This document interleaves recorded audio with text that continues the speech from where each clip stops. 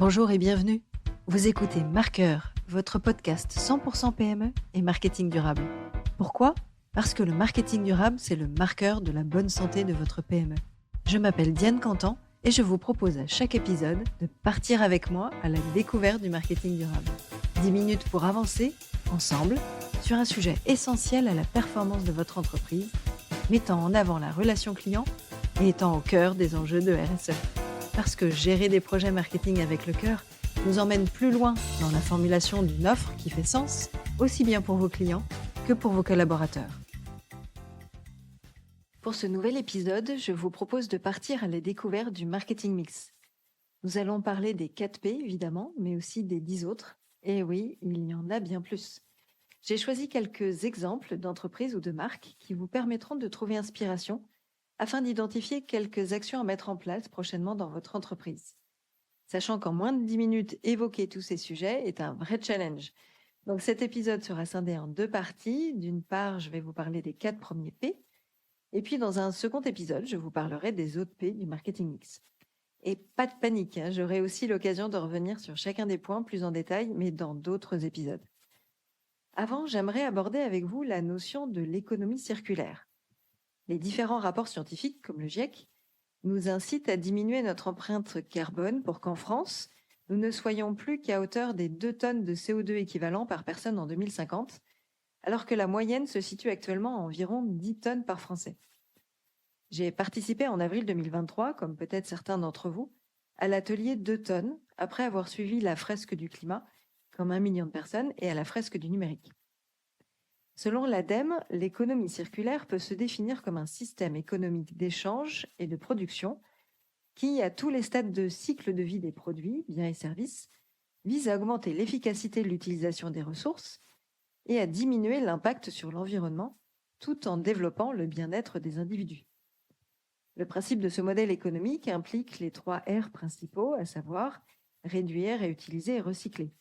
Mais pour agir en conséquence, il faut revoir, selon moi, tous les éléments du marketing mix.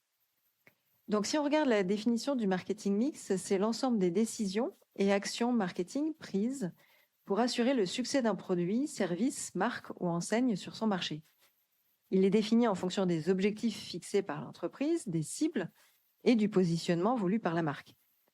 Ces éléments vont évoluer bien sûr en fonction de la concurrence, mais aussi des attentes des clients. Il y a donc sans cesse pour les équipes marketing une remise en cause du marketing mix et des plans d'action qui en découlent. Alors voyons ensemble en quoi le marketing mix peut-il être désormais durable. Pour cela, j'ai envie de revenir un peu en arrière afin d'expliquer comment j'ai vécu l'évolution du marketing, notamment depuis ces 20 dernières années. Et oui, ça passe vite. Lorsque j'étais en école de commerce, il y a donc plus de 20 ans, je suivis des cours de marketing où on mettait le produit ou service au centre des échanges. C'était l'époque des 4 P du marketing. En anglais, ça donne Product, Price, Place, Promotion. Le produit, le prix, la distribution, la communication. Globalement, c'était proposer le produit au bon endroit, au bon moment et au bon prix. Bon, normalement, tout le monde a déjà entendu parler de ces 4 P, mais savez-vous qu'il y en a beaucoup plus désormais ? Et oui, entre-temps, on a connu l'évolution digitale avec l'explosion d'Internet, des réseaux sociaux. Facebook en 2004, YouTube 2005, Instagram 2010, TikTok 2016. On a connu l'arrivée du premier smartphone en 2007, qui a fait décoller tout l'univers des applications mobiles. Autre fait marquant influent sur le marketing, le RGPD, ce fameux règlement général de la protection des données, en vigueur depuis 2018. Alors pour tous ceux qui l'ont vécu depuis sa parution en 2016, ça a été à l'époque, pour mon entreprise et notre groupe, 2 ans de transformation intense de process internes. Bref, tous ces événements ont fait évoluer l'approche du marketing vis-à-vis de ces 4 P. Alors nous en sommes désormais à 10 P. People, Permission Marketing, Process, Partnership, Physical Evidence, Purple Co. Mais j'ai l'habitude, lorsque je donne mes cours aux étudiants en école de commerce, d'en rajouter toujours un 11e, à savoir la planète. Pourtant, lorsque l'on recherche des informations sur le marketing durable, vous trouverez les notions des 3 P, People, Purpose, Planet. Comme si le durable faisait supprimer tous les autres P liés au digital. Bon, ce n'est que mon point de vue, mais je trouve ça plutôt étrange. Et quand je demande à Google, qui représente plus de 90% des recherches Internet en France, à quoi sert le marketing mix? On trouve sur la première page uniquement des informations sur les 4, 7 ou 10 P. Mais jamais n'est abordée la notion de marketing durable. Et quand on sait que 0,63% des internautes cliquent sur un lien de la deuxième page, eh bien jamais personne n'ira voir ce qui se passe sur celle-ci ou celle d'après. Bref, moi je préfère rester aux 10 P, voire à mes 11 P, car j'intègre la notion de purpose dans les explications du marketing mix.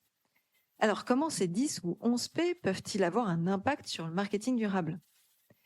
Reprenons dans cet épisode les 4 P. Au niveau du produit, on va intégrer des nouvelles notions qui vont permettre de créer de la valeur, aussi bien pour le produit en lui-même qu'une création de valeur externe respectueuse de l'environnement. On va parler d'éco-conception du produit, avec des questionnements sur les matières nécessaires pour sa fabrication, s'orienter vers des matériaux renouvelables plutôt que non renouvelables, mais aussi sur l'analyse plus globale du cycle de vie du produit, l'ACV. Innovation, matières premières, fabrication, transport, usage, fin de vie. Ça vous parle, non? Par exemple, les mobiliers éco-responsables de l'entreprise située en France Happy Up, qui collectent des matières recyclées, qui développent leur propre éco-matière et qui fabriquent du mobilier de bureau éco-responsable. Et puis avec le produit, on se pose donc la question de l'utilité même de ce produit. Pourquoi est-il lancé? Quel va être son apport réel pour la société? Il faut peut-être envisager de nouveaux modèles économiques, système d'abonnement, location, plutôt que d'être propriétaire de, et ainsi diminuer les impacts liés à la fabrication du produit, marché de l'occasion ou de la seconde main. Les sites web pullulent en ce moment et c'est tant mieux. Vinted pour les vêtements, Back Market sur l'informatique, la bourse aux livres, mais les marques s'y mettent aussi. Par exemple, Aigle avec Second Souffle. Alors, deuxième P, le prix. Chaque acteur de la chaîne doit être rémunéré de façon équitable en passant par le producteur, aux extracteurs de matières premières, comme souvent cité pour la fabrication des smartphones en République démocratique du Congo, sans oublier les acteurs qui sont le distributeur et le client. L'idée ici est bien de prendre en charge les coûts écologiques et les impacts sociaux qui en découlent. Mais c'est aussi un prix juste pour le consommateur. Potentiellement aller jusqu'à la transparence complète des prix et des marges de chaque intervenant. On pense au lait en France avec la marque lancée en 2016, c'est qui le patron? Et sa brique d'1 litre qui est devenu le produit le plus vendu en France sur le segment laitier. La valeur du prix peut intégrer l'usage du produit. Le consommateur est-il prêt à acheter son produit plus cher parce qu'il va lui durer plus longtemps? Et au final, cela lui reviendra moins cher sur la durée. Exemple, les lingettes démaquillantes lavables versus les cotons démaquillants. Ici, on est sur un concurrent qui vient éliminer l'utilité de l'autre produit. Un autre exemple sur la mode fast fashion à bas prix, mais qui va rétrécir au lavage rapidement, qui ne sera peut-être pas réutilisable éternellement et qui va finir dans une décharge de vêtements à l'autre bout de la planète. Souhaite-t-on cautionner tout cela? On peut également intégrer les actions incitatives pour agir en faveur de l'économie circulaire. Je peux citer par exemple des bons d'achat, des remises immédiates, des dons à des associations permettant aux clients de mettre en place toutes les déclinaisons du R, comme réduire sa consommation, retourner plus facilement son produit, le récupérer, le recycler, le réutiliser, le reconditionner, le réparer, le remettre à neuf, le rénover. Bref, je pense à l'initiative RE dans les boutiques Orange, par exemple. Attention également au risque de choisir la facilité pour les entreprises avec la seule notion de compensation carbone. Je fais un achat en e-commerce, je suis consciente des impacts environnementaux. La marque me propose de payer un supplément pour compenser cette empreinte carbone. Et les consommateurs se demanderont de plus en plus comment la marque, elle, se mobilise, réagit et quelles actions positives vis-à-vis de la planète elle compte mettre en place. Alors passons au troisième P sur la distribution. D'abord en faisant un choix crucial de la chaîne des acteurs. Circuit long ou circuit court? Combien d'acteurs et d'intermédiaires entre le fabricant et le client final? Puis en déterminant quelle relation on souhaite entre les producteurs et les distributeurs.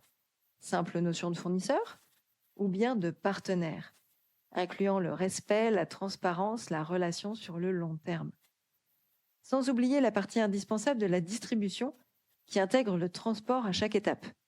Il y a certes le transport de la matière première vers l'usine de fabrication ou d'assemblage, puis entre la phase de fabrication et les différents distributeurs, mais souvent ignoré jusqu'à présent, à savoir le transport du client qui vient récupérer le produit ou bien le produit qui, lui, arrive jusqu'au client.